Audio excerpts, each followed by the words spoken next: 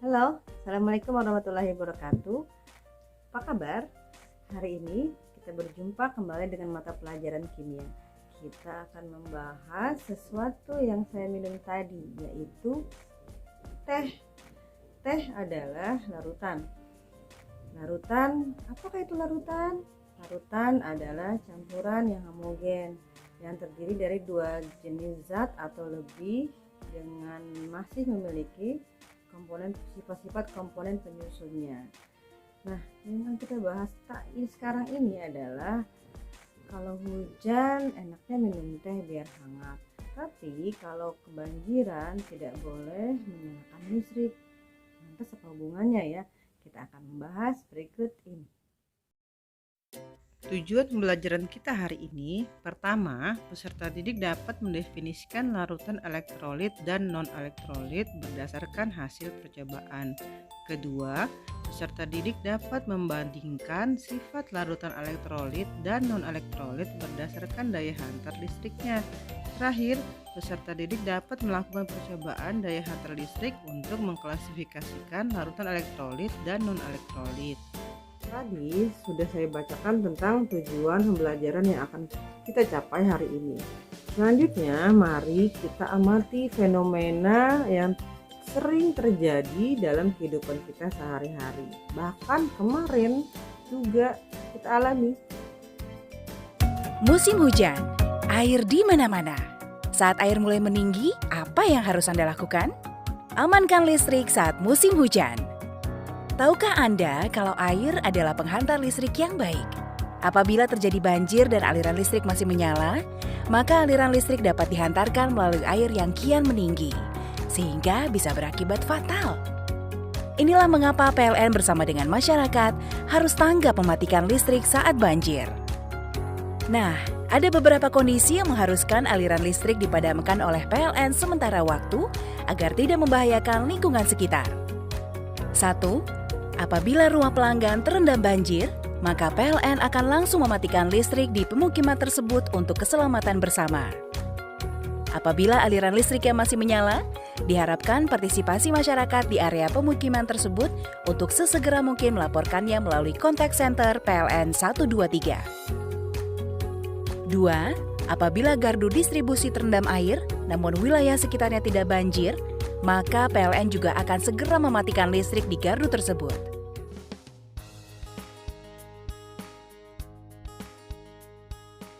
Kesimpulan dari fenomena alam tadi adalah bahwa air dapat menghantarkan arus listrik, maka air merupakan larutan elektrolit.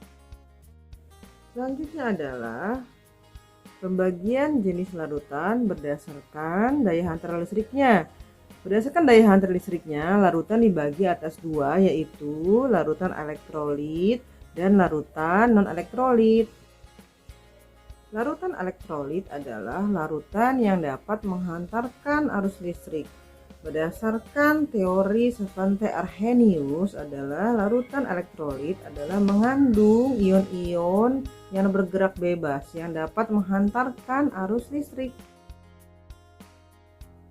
Salah satu contoh larutan elektrolit adalah larutan garam. Mari kita buat larutan garam.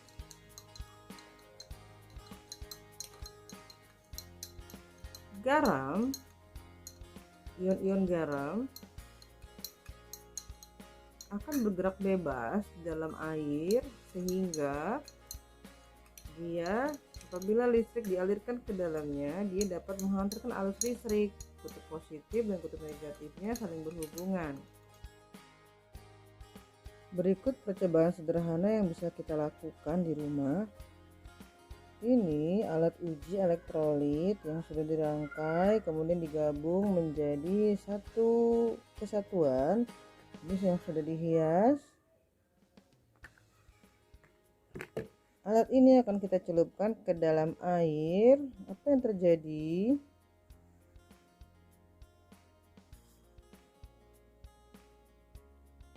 Larutan air akan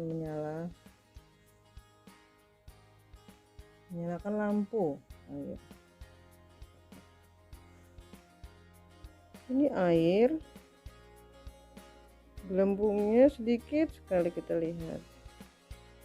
garam. Dia sangat menyala, sangat terang. Larutan garam ini membuat alat ini menyala sangat terang. Apabila kita amati gelembung pada elektroda, dapat kita lihat banyak sekali gelembung pada elektrodanya.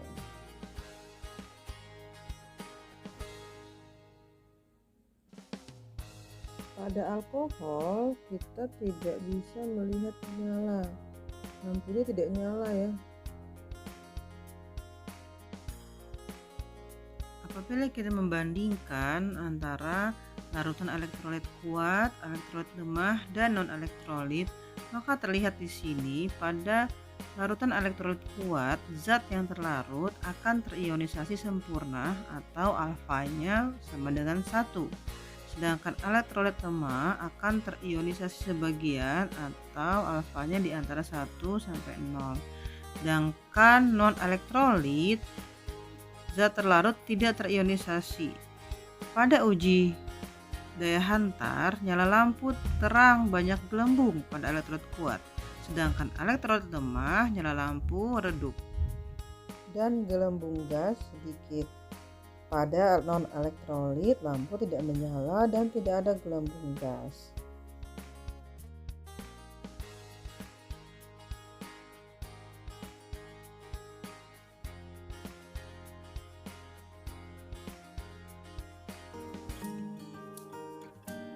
Hari ini kita sudah mempelajari tentang larutan berdasarkan daya hantar listriknya.